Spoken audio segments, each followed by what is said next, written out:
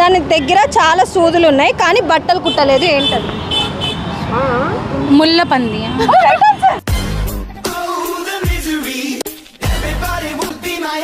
A few minutes later. Balloons ఉన్నాయి కదా నా దగ్గర. బెలూన్ ఊదండి, ఒక బెలూన్ ఊది మీ ఇద్దరి మధ్యలో పెట్టుకొని పగలగొట్టాలి. ఒకటి చాలమ్మా. ఇప్పుడు ఇది ఏంటి ఊదలా? ఊదండి.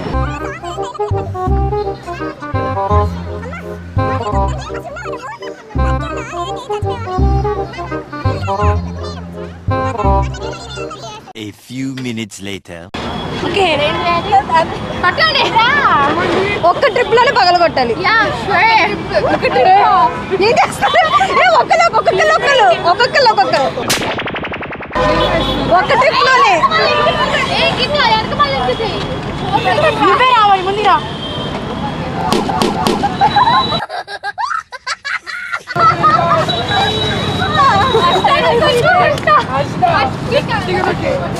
ఒక్క ట్రిప్ లోనే.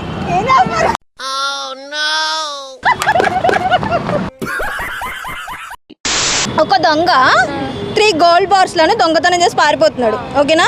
పోలీసులకు కూడా తనని చేస్తున్నారు. పోలీసుల నుండి దొంగ తప్పించుకోవడానికి ఒక బ్రిడ్జ్ దాటాల్సి వచ్చింది. ఆ బ్రిడ్జ్ కేవలం 100 kgs మాత్రమే మోసిద్ది. దొంగ దగ్గర ఏమో 90 kgs ఉంటాడు దొంగ.